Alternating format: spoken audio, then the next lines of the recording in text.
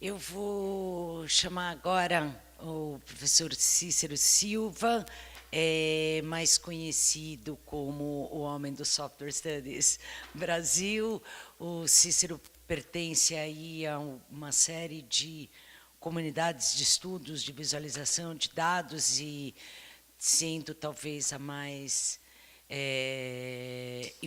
o mais importante, o Software Studies da Universidade da Califórnia, em San Diego, que é dirigido pelo Lev Manovich, e ele mesmo, uma pessoa que vem enfrentando as formas como os arquivos são organizados na internet, no trabalho pessoal dele, como não só como pesquisador, mas também como artista. Eu imagino que você vai comentar em algum momento o Plato Online, ou deixa para os comentários, tá bom?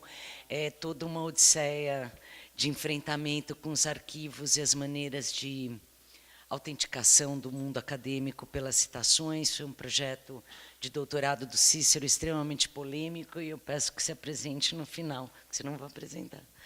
Tá bom. Bom, bom dia a todos. Primeiro, eu queria agradecer a organização, a Gisele, a Ana, enfim, e o convite para estar aqui hoje compartilhando com vocês algumas questões que a Gisele já introduziu, do que a gente vem fazendo no grupo de pesquisa e também minha própria pesquisa desde o mestrado e doutorado. E hoje eu escrevi um texto aqui, eu vou seguir esse texto, senão eu acabo me perdendo, para fazer um certo panorama do que a gente vem construindo e também dar uma base assim, um pouco conceitual por que a gente decidiu ter um grupo de Software Studies, o que é esse grupo, então o que a gente traduz como estudos culturais do software, que tem uma prerrogativa básica. Esse grupo foi iniciado em 2006 na Universidade da Califórnia, em San Diego, por Lev Manovich, Noah Ward-Fruin, eu, Jeremy Douglas e mais, a gente pode contar aí Brett Staubon, mais umas 5, 6 pessoas que estavam naquele momento. A gente decidiu estudar o software como não só um objeto de programação, de geração de coisas, mas sim como o fundamento da contemporaneidade. Então, por que o fundamento da contemporaneidade? Então, o que a gente vê, né, quando a gente fala de arquivo, que quando a gente trata desse assunto, basicamente a gente está tratando no contemporâneo do computador, da cultura computacional, e tudo que a gente visualiza. Eu estou falando muito rápido, eu não sei se eu posso um pouco mais devagar, mas tudo aquilo que a gente vê, opera, transforma, ele passa pelo código. E o código, enfim, gera e nos permite, então, compartilhar coisas, sentir coisas e interagir com as coisas. Só que o que a gente percebeu, basicamente, é que poucas pessoas prestam atenção a isso, né? Então, você, quando fala de arquivo, fala de um determinado formato que você vai guardar. Mas esse formato que você vai guardar, ele é codificado, ele é linha de código e ele é compilado e então ele é mostrado. E a gente nunca parou para pensar que você tem que guardar também o código, a linha do código, porque senão você daqui a um tempo, você não vai acessar mais aquilo que você via daquela maneira. Assim como você não vai mais ver aquilo que você via daquela maneira, dependendo do que você usar como compilador. Então e também outro problema, você tem a questão ideológica relacionada às estruturas de compilação do software, né? Então, quando você tem um determinado compilador, eu posso instalar nesse compilador determinadas prerrogativas que partem de preconceitos ou não conceitos pessoais meus, e eles então vão mostrar para você alguma coisa na tela que já é filtrado e enfim, já foi estruturado daquela maneira. Então, hoje eu vou falar um pouco isso, em 4 momentos. Por isso que eu coloquei práticas de desaparecimento na era do dispositivo. Então, eu vou tocar em 4 pontos, 4 teóricos, para passar um pouco de onde a gente partiu para pensar esse grupo, né, que é o Jacques Derrida, quando ele vai falar da questão do arquivo em si, o texto mal do arquivo. Depois eu avanço um pouco e vou tratar da questão da visibilidade, depois do dispositivo, usando aí a Agamben. Então, eu acho que o filósofo italiano que vai pensar num problema bastante básico no contemporâneo, que é você vê e acessa por causa do dispositivo. Então, é um pouco aquela frase, é o dispositivo estúpido. Né? Então, pela primeira vez, a gente tem uma corporação, né, na história, que gera o próprio conteúdo no seu próprio dispositivo. Isso no contemporâneo, isso nos traz uma série de questionamentos, e aí você tem o momento pós-China também. E depois eu trabalho com Rancière na questão das políticas da visibilidade, né, quem vigia a visibilidade do arquivo. E depois, enfim, para finalizar, eu trato de uma questão de uma operação ligada à prática da recuperação da memória. Tá? E depois eu vou falar um pouco do meu trabalho, no final, se der tempo. Aí eu entro, porque eu fiz tudo o que eu fiz. Né? Enfim, isso é para justificar uma série de coisas. Bom, então, vamos lá. O arquivo. A forma com a qual lidamos com o arquivo molda, de certa maneira, as relações que se estabelecem com a memória e, por que não dizer, com a própria morte em certas culturas. Em nossas práticas arquivísticas, o que vemos é um trabalho de sanar paulatinamente a falta de alguém, do escritor, do artista, do pesquisador, através da manutenção de seus registros. Em todo caso, quase todos nós acabaremos esquecidos em algum canto da memória qualquer. Quase como o artista Jed Martin, personagem principal do engenhoso livro O Mapa e o Território, de Michel Houellebecq, cuja obra, em certo ponto de sua vida, caberia em um pendrive, um flash drive, de 10 gigabits, e só. Apesar desse pesado início da minha fala, gostaria de pensar em alguns pontos, alguns outros recursos para tratar do problema do arquivo pessoal.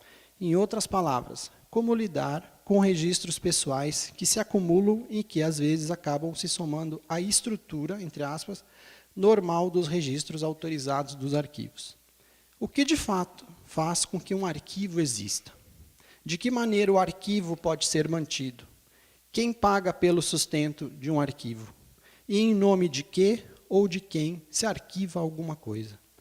Essas e outras questões já estão declaradas e, de certa maneira, respondidas parcialmente por Jacques Derrida em seu ensaio chamado Mal de Arquivo. Sim, podemos objetar que não estavam ainda disseminadas as ideias de rede social nem de repositórios. Contudo, o texto de Derrida é um pensamento sobre o poder do arquivo e as suas consequências e impactos em uma dada sociedade. Derrida questiona, de forma insistente, as estruturas que fundamentam a necessidade do arquivo. Além disso, aponta que o próprio arquivo, enquanto ideia, engendra a possibilidade da existência do mal, de um determinado mal. Porque o arquivo pode conter ou disparar algo que pode ser considerado mal. Parece bastante peculiar que o pensamento de Derrida retoma o problema da escrita descrito supostamente por Platão. A escrita nos faz esquecer, dizem que Platão teria dito, mas sem comprovar realmente se ele disse essa frase. Mas Derrida vai além desse problema. Diz ele que, frente a fenômenos e fatos do século XX, o arquivo inicia um processo, na verdade, de cisão, de ruptura com a sua própria força de representação. Derrida trata, nesse momento, do problema da Shoah, da catástrofe perpetuada pelos alemães contra o povo judeu no século passado. Insiste ele que a humanidade não deveria ser lembrada dessa catástrofe somente através das imagens e muito menos dos filmes. Essa memória poderia ser facilmente refutada por gerações futuras e, em um futuro que Derrida imaginava ainda distante, tudo poderia ser colocado em suspenso devido à força da interpretação contextual que ainda existe na humanidade. Então, o que deveríamos fazer? Como podemos lembrar? Como ensinar alguém a não repetir uma catástrofe? Aqui. Quais os aspectos didáticos relacionados ao arquivo? De que maneira podemos elaborar uma metodologia sobre o arquivo de uma catástrofe? O que podemos dizer da história da própria materialidade do dispositivo em que os registros estão guardados? É necessário pensar mais do que nunca no problema do suporte, do material de registro que se faz presente quando é necessário confrontar o que ele carrega com os fenômenos que ele mesmo registra. Os filmes que registram as atrocidades sofridas pelo povo judeu são ou não são válidos enquanto registro histórico de uma catástrofe? Pergunta. Assim, Derrida avança em direção a uma discussão das políticas do arquivo e de que forma a própria estrutura de armazenamento se confunde com a imagem que é representada e, por fim, a neutraliza e a suspende, forçando o sujeito contemporâneo a uma desconfiança do próprio processo representacional. É nesse momento que cineastas que tratam da Shoah decidem não mais mostrar imagens de arquivo desse momento. O mais famoso deles, o Claude Lanzmann, por exemplo, em seu filme Shoah, que dura em torno de 10 horas, né, ele não mostra nenhuma imagem de arquivo. A única representação por ele escolhida são depoimentos, falas diretas dos acontecimentos terríveis vividos por grande parte dos entrevistados durante a Segunda Guerra Mundial. Contudo, hoje vivemos em um momento no qual quase nada da ideia original, entre aspas, do arquivo ainda resta. O homem contemporâneo tem plena consciência das práticas políticas em relação aos arquivos. Ele sabe perfeitamente como e quando algo pode ser arquivado, entre aspas, e pode, inclusive, determinar a data do seu arquivamento.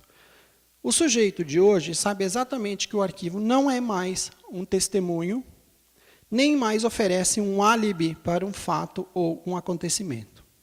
O exemplo disso, então, por exemplo, falando na questão da arte contemporânea e tudo mais, são as fundações criadas por mecenas ou magnatas, né, para a manutenção, entre aspas, da sua obra, entre aspas também.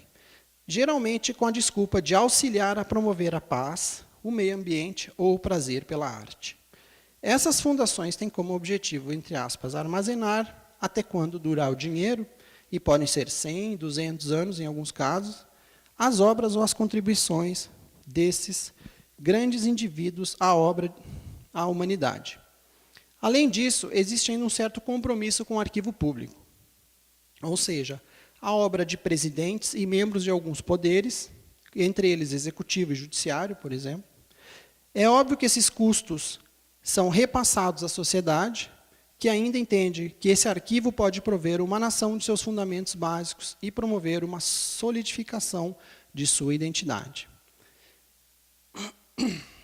dando segurança aos indivíduos que vivem entre essas fronteiras. O arquivo vive, então, um momento de crise.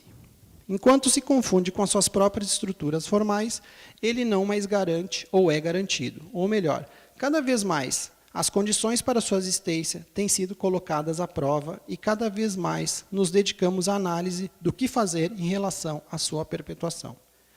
Fazendo uma paródia sarcástica e retomando a conclusão do artista Jed Martin, na citada ficção de Houellebecq, O Mapa e o Território, talvez seja por isso que Damien Hirst tenha desbancado Jeff Koons no mundo das artes. Talvez a indústria da morte tenha definitivamente superado a do sexo na cultura, e isso tenha se refletido na arte e, por consequência, na possibilidade da existência de uma memória, que vem rapidamente desaparecendo com a materialidade neutra dos objetos culturais através da digitalização massiva de livros, imagens, sons, músicas e outras representações culturais. Não custa perguntar, mas alguém aqui acredita que a biblioteca, por exemplo, Mário de Andrade, em São Paulo, vai colocar todos os seus livros à disposição para acesso no Kindle da Amazon? Enfim, uma esperança que nunca vai acontecer. Ou seja, o arquivo, como elemento ligado diretamente à morte da memória, talvez nunca tenha sido tão questionado como agora. E isso tem relação direta com o desaparecimento dos seus invólucros, de sua materialidade e de suas formas simbólicas. E isso tudo se deve particularmente à digitalização. Aí eu passo para essa segunda parte, a questão por que a gente tem memória e por que ela é ligada ao processo do arquivo, né? Então, depois dessa longa introdução ao problema do arquivo, vou tentar relacionar alguns pontos que penso serem importantes no que diz respeito aos fenômenos contemporâneos ligados ao ato de arquivar. Um deles diz respeito diretamente ao tópico dessa mesa, que é o colecionador. E um sentido mais fechado, o colecionador em particular. O que também se chama, que a gente poderia dizer aqui, contra-colecionador, aquele que vai tentar fazer um outro processo, um trabalho que a gente viu agora, anterior, enfim, de sair dos moldes estruturantes do que é colecionado, do que é guardar a memória, e passa para um outro momento. Bom, então a pergunta que é, o que é um contra-colecionador exatamente? Né? Em um sentido mais aberto, seria um sujeito que não concorda com a manutenção de uma estrutura normalizante, de poder, que julga o que deve ou não deve ser armazenado e lembrado. E essa discordância pode ser por motivos políticos, tais como quando discorda das estruturas de poder. Então, a gente aqui pode lembrar de Foucault, né, na sua História da Loucura, ou no Vigiar e Punir, ou quando ele simplesmente discorda do sistema de governo e de suas hierarquias. Por exemplo, um anarquista. Né, pensar. Em ambos os casos, está em questão uma formação, entre aspas, de um registro, entre aspas, que deve ou não ser lembrado por alguém. E essa formação se dá, novamente lembrando Derrida e Foucault, ou por força de lei, ou por pura violência, o que não é lá muito diferente. Nesse sentido, ser contra coleções de qualquer ordem coloca em questão o ato de lembrar e as implicações ligadas às suas bases, entre parênteses, violência, destruição, poder, fraudes, mentiras e etc. Além disso, temos ainda o problema agravado pelas circunstâncias contemporâneas dos arquivos, que hoje não mais se situam somente nas bibliotecas, nos arquivos nacionais, nas bases de pesquisa em universidades do mundo inteiro, mas sim que estão vagando em dados pelos sistemas informacionais ao redor do globo. E esses sistemas correm o risco de serem mantidos por carolas. Né? Por que carolas? Vide o caso, né, que eu não sei se eu vou ser bloqueado agora, se eu estou sendo streamado, mas eu vou falar. Enfim, posso falar, José? Posso falar dos pênis. Enfim, hoje em dia o Facebook já vai bloquear vocês lá. Enfim. Mas aqui eu coloquei vídeo caso dos pênis e das vaginas que foram censuradas nas redes sociais ou nos livros distribuídos na App Store. Então, isso é um fato grave que a gente não parou para pensar. Essas informações estão, então, vagando em grandes data farms, espalhados em vários lugares, conectados a redes de alta velocidade, que distribuem em milésimos de segundos centenas de milhares de livros, vídeos, textos, áudios, imagens, sentenças, declarações, suspeitas, anúncios e outras milhares de formas de informação. E esses dados são hoje totalmente invisíveis a olho nu. O que vemos na prática é ainda um invólucro que mostra, entre aspas, para um usuário leigo, um determinado resultado, entre aspas, em um dispositivo. E esse resultado, normalmente, se parece com algo que foi estabelecido nos séculos anteriores, tais como o livro, o vídeo e o áudio. Em todo caso, convém lembrar que esses dados, entre aspas, desculpa, não estão exatamente nesses formatos, entre aspas. Em outras palavras, um livro na base digital da Amazon não está armazenado como livro, entre aspas, de um autor X, mas sim como dados, parênteses, códigos, que se configuram, ou melhor, que emulam o que antigamente se chamava livro do autor X, com índice, capítulos e textos distribuídos como no tempo de Gutenberg. Isso significa que nunca mais teremos padrões totalizantes, massivos e hierarquicamente formalizados. E a humanidade não mais precisará se dobrar às estruturas totalitárias do pensamento. E a universidade, diante deste cenário, como é que fica? Bem, como todos nós já sabemos, desde que o Chartier declarou em seu livro A Aventura do Livro, a universidade de hoje foi criada quando do surgimento do livro, dessa estrutura do livro que existe hoje, né, segundo ele. E o que será da universidade agora que todo e qualquer aluno pode acessar tudo online ao mesmo tempo em que o professor fala? E o que dizer de sistemas como o Wikipedia, editado por colaboradores anônimos no mundo todo, que hoje alcançou a mesma precisão e tirou dos negócios da Enciclopédia Britânica? A questão que parece mais confusa ainda diz respeito ao que fazer com esses sistemas digitais em relação aos próprios arquivos. O que vamos guardar dos sistemas digitais de hoje? Os códigos com suas linhas de programação e softwares que podem sobreviver a partir da construção ou adaptação em seus atributos, ou somente as suas representações finais, aquilo que antigamente se chamava mídia. Isso quando ainda existia um campo chamado comunicação, algo hoje em dia completamente fora de propósito. Talvez uma das soluções para os problemas em relação aos arquivos digitais seja abandonar o conceito de mídia e partir para o software puro, para o código. A ideia de mídia tinha um certo sentido até um certo momento. Contudo, contemporaneamente, não é mais possível pensar em termos de um encapsulamento, ou melhor, não é mais necessário, já que temos repositórios que podem ler, entre aspas, qualquer base de código e o transformar no que quisermos.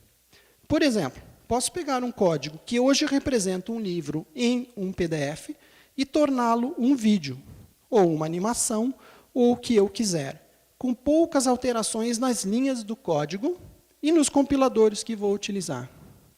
Hoje, por exemplo, são necessárias centenas de milhares de bibliotecas só para armazenar o que vem sendo produzido desde o ano 2000 nas redes digitais. E se tomarmos como modelo os sites de autopublicação de dados, tais como o Flickr, de fotos, e o YouTube, de vídeos, os números são assustadores nesse sentido. Hoje, já não se sabe mais como um governo deve responder às necessidades de se arquivar alguma coisa. E também não mais se tem muita certeza de como devemos, entre aspas, autenticar o que vai ser ou não arquivado. E, ao mesmo tempo, existe um problema paradoxal a ser resolvido. Se se decide arquivar alguma coisa em algum museu ou biblioteca, esse conjunto de dados vai ser armazenado a partir de que critérios? Vou exemplificar, né? Então, um exemplo bem básico, eu acho que todo mundo vai entender. Quem não conhece o vídeo, depois vai no YouTube e vê, né? Enfim, a minha pergunta é necessário, por exemplo, armazenar o vídeo para nossa alegria em um museu? Vocês conhecem esse vídeo? Se alguém já viu esse vídeo no YouTube? Já? Bom, tem uma pessoa que já viu. Eu não tenho internet aqui, mas também não precisa mostrar que é muito ruim, mas, enfim, é um vídeo que 3 pessoas aparecem cantando, uma cultura popular ali, tem mais de 20 milhões de acessos, e aí no YouTube, né, enfim, eles põem em outros lugares, mas a pergunta é um vídeo de um momento cultural particular, brasileiro, blá, blá, blá, que vai durar quanto tempo? Né? Então, essa é uma questão que se coloca para quem trabalha com esse problema dos arquivos. Né? Então, que museu? Então, a pergunta aqui, no MIS, por exemplo, se a gente colocaria esse vídeo, mereceria entrar no MIS? Por exemplo, não sei. Se você responder que não, você não está considerando um fenômeno de massa, com mais de 20 milhões de acessos únicos, o que é mais do que a totalidade de views de muitos programas caros de redes de TVs abertas estabelecidas no Brasil. E que fenômeno esse vídeo aponta na cultura, especificamente? Já se você for partidário de se armazenar as representações da cultura popular em um país a partir do número de visualizações e da popularidade de um determinado conteúdo, há o problema de se qualificar essa produção. E essa qualificação deveria supostamente passar por uma sistematização. Agora, como vamos sistematizar os métodos do YouTube? Ou do Google Livros, que tem hits que nem editados em papel foram, nem editora formal tem, e que contam hoje com mais de 100 milhões de downloads. A contracoleção seria, então, nesse sentido, uma resposta a um processo longo e histórico da formalização. Seria uma espécie de contrametodologia, agora pautada pela massificação da digitalização e pela sua completa destituição dos métodos hierárquicos. Talvez nisso a internet carregue muito da sua origem, em grande parte californiana, da não hierarquização completa de seu funcionamento. O que é conhecido em termos técnicos como neutralidade da rede. Ou seja, um pacote de dados enviados por mim tem a mesma importância para o sistema do que o enviado pelo presidente dos Estados Unidos, que ainda é o Obama, né? Que a gente não sabe se vai continuar depois de ontem à noite, aquela coisa horrível, enfim. E essa é a base do funcionamento da rede conhecida como internet. E isso causa um grande problema. E aqui estamos nós, na universidade, tendo uma rede que funciona em outras bases, tentando entender o que fazer em relação aos arquivos. Aí eu passo para os dispositivos. Esse é o Agamben. Essa montagem eu fiz, assim, pensei, bom, como é que eu podia exemplificar ele dizendo é o dispositivo, enfim, uma brincadeira. Então, a gente passa para a questão dos dispositivos em si, que é aí que reside talvez as coisas mais complexas nos dias de hoje, você pensar, eu tenho arquivos, mas eu tenho que mostrar esses arquivos.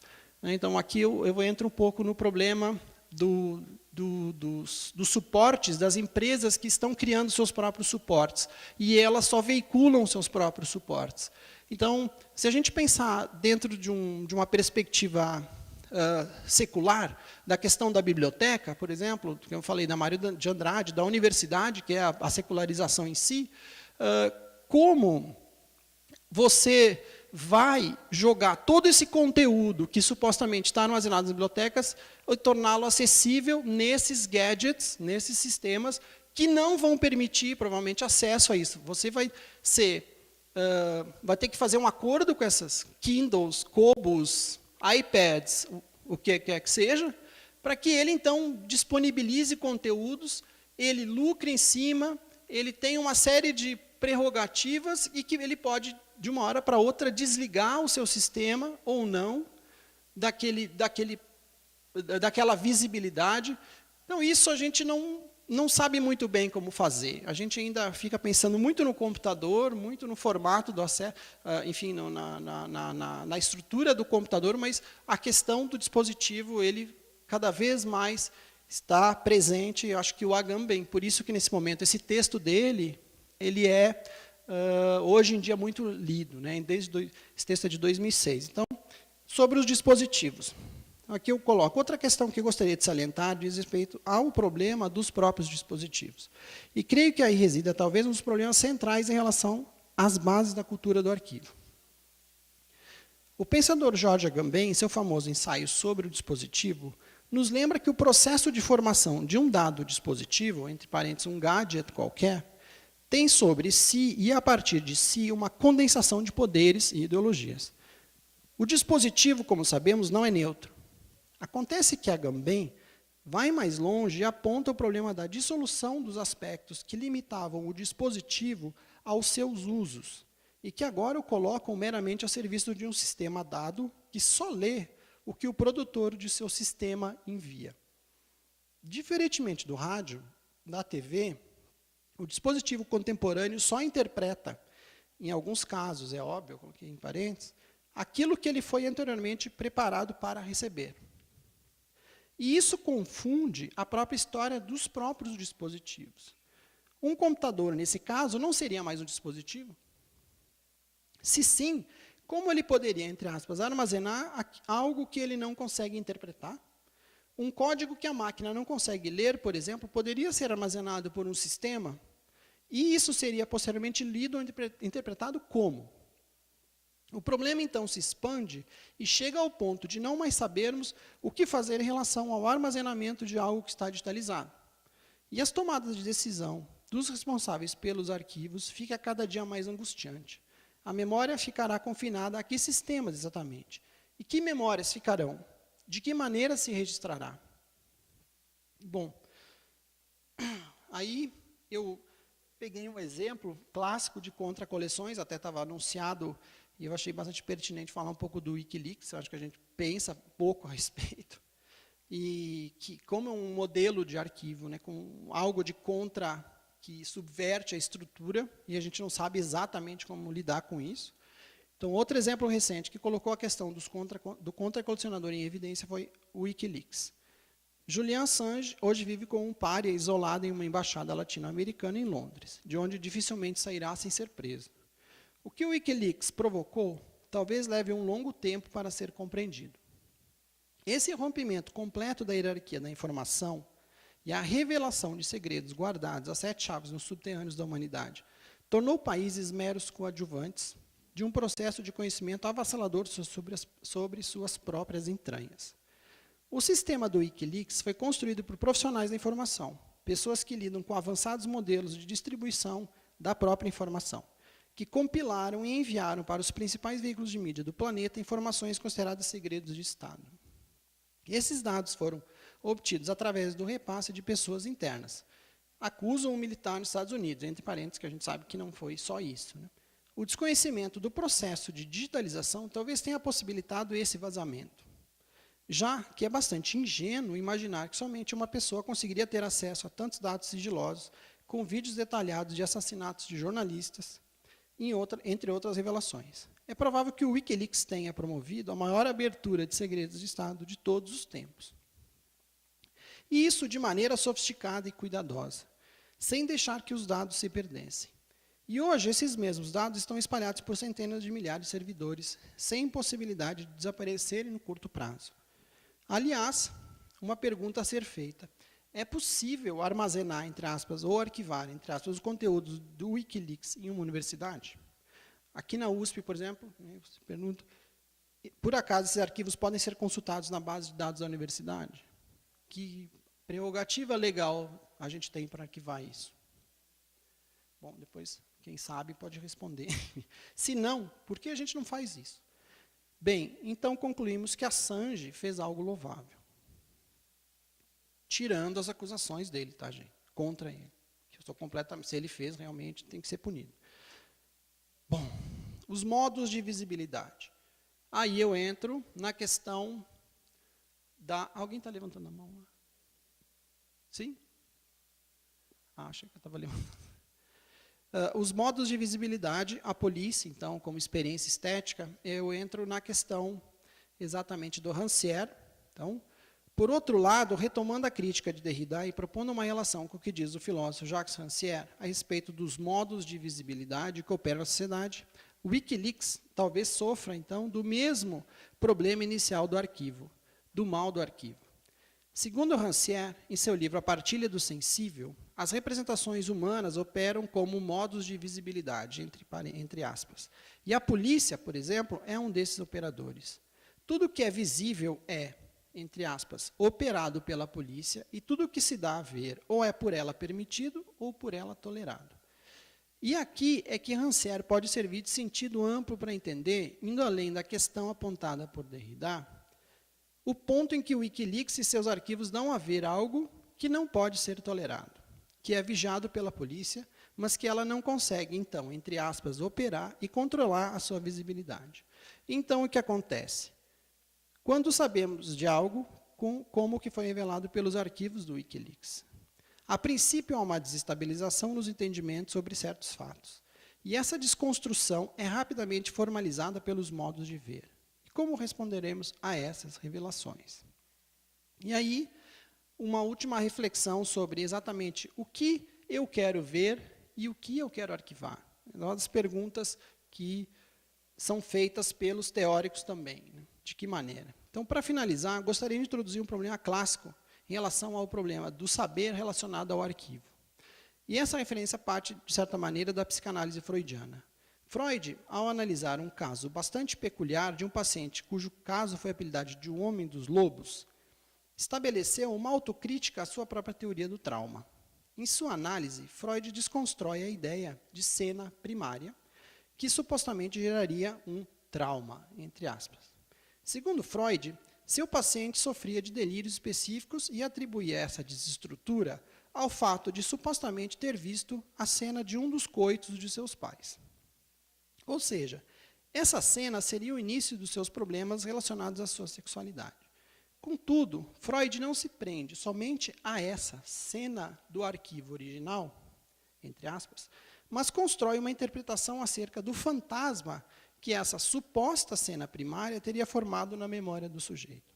Ou seja, é provável que o sujeito não se recorde de nada, mas a simples elaboração a posteriori, né, desse registro fez com que toda a sua vida se refaça ou desfaça e os delírios ou iniciem ou cessem. Essa construção freudiana é uma das que eu me lembrei quando li e pensei sobre o problema do Wikileaks. Se, por um lado, toda a revelação é fundamental, por outro, é como se todos nós soubéssemos que nossos pais transam escondidos no quarto. Agora, raramente nós nos sentimos confortáveis em participar dessa cena, salvo em alguns casos e culturas muito particulares. E essa cena primária, entre parênteses, agora revelada, talvez retorne como fantasma. E esses fantasmas do arquivo, da cena original, da violência inicial que forma todo o ato de registro, talvez com o risco, mais do que nunca agora, com a digitalização, de desaparecer com o próprio desejo de arquivar nesse momento de dissolução dos objetos pela via do consumo, entre parênteses, nesse cenário pós-chinês de gadgetização dos próprios conteúdos. E é a esse risco do total desaparecimento dos registros que o contracolecionador deverá responder na contemporaneidade. Obrigado. Então, eu gostaria de passar aí, Cícero, em 5 minutos, se você consegue contar resumidamente o caso do Plato Online, até porque é uma história que ficou mais difícil de ser contada, porque grande parte da subversão dela estava justamente arquivada em uma série de sites que eram os nossos oásis de compartilhamento na chamada NET 1.0, no GeoCities, TankNet e outras que já foram fechadas e encerradas, e talvez seja um caso interessante para a parte do público que não acompanhou. Então, se você pudesse introduzir em muito pouco tempo, eu sei que é um assunto que poderia ser tema de uma palestra individual, eu te agradeceria.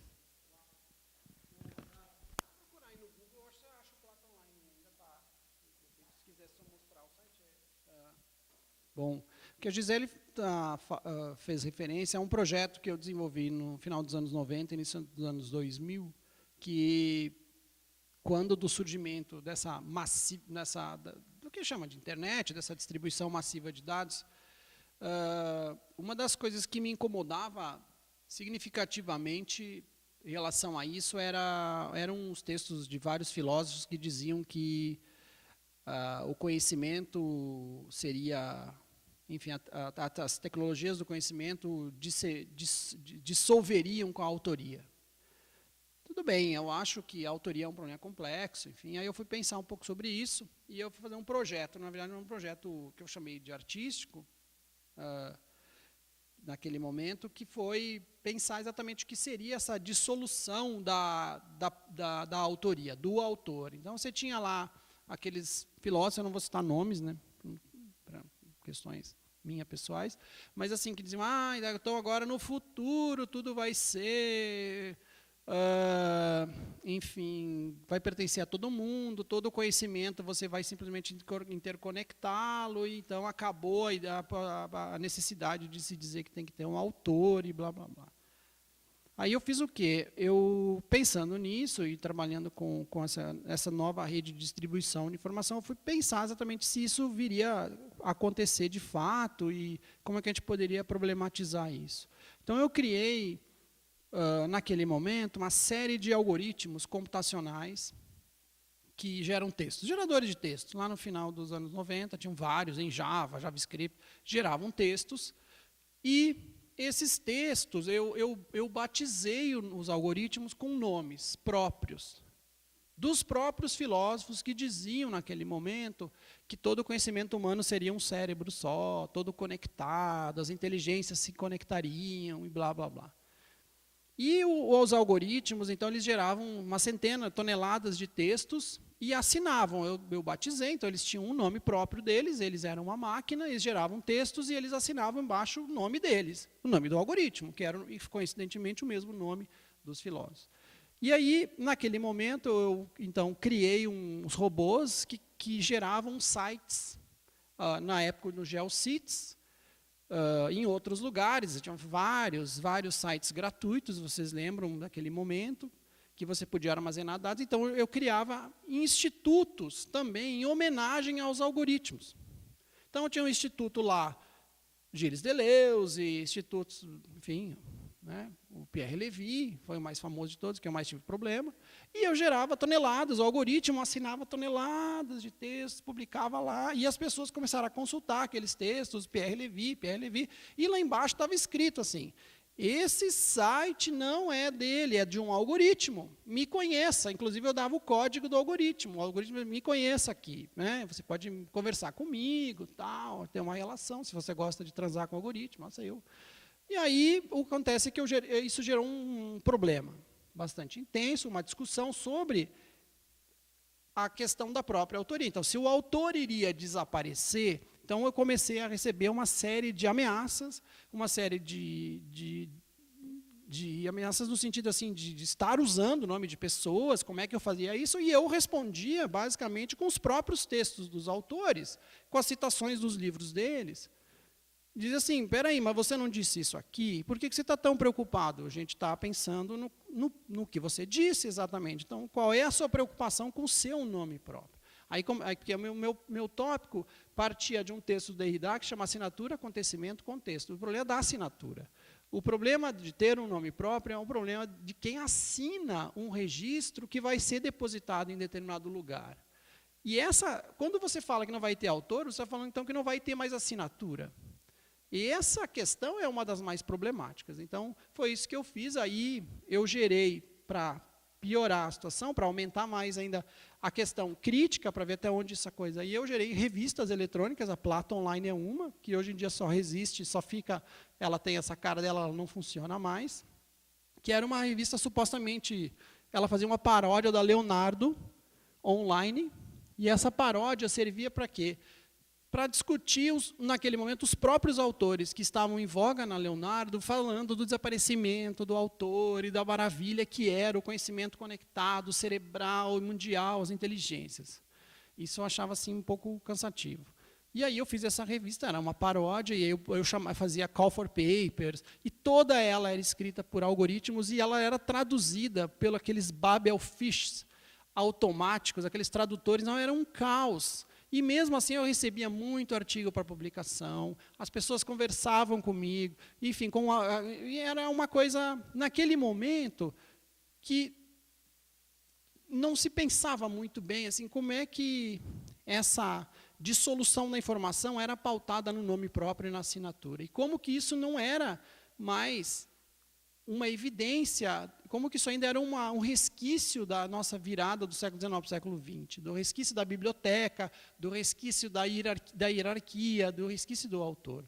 Então, era um pouco era a problematização. No final, enfim, deu tudo certo, quer dizer, na melhor das hipóteses, eu conversei com todas as pessoas, expliquei para elas, apresentei esse problema, inclusive para o editor da Leonardo Online da época, o Roger Malina, que ele me mandou um e-mail falando assim, você tira isso do ar, eu vou te processar.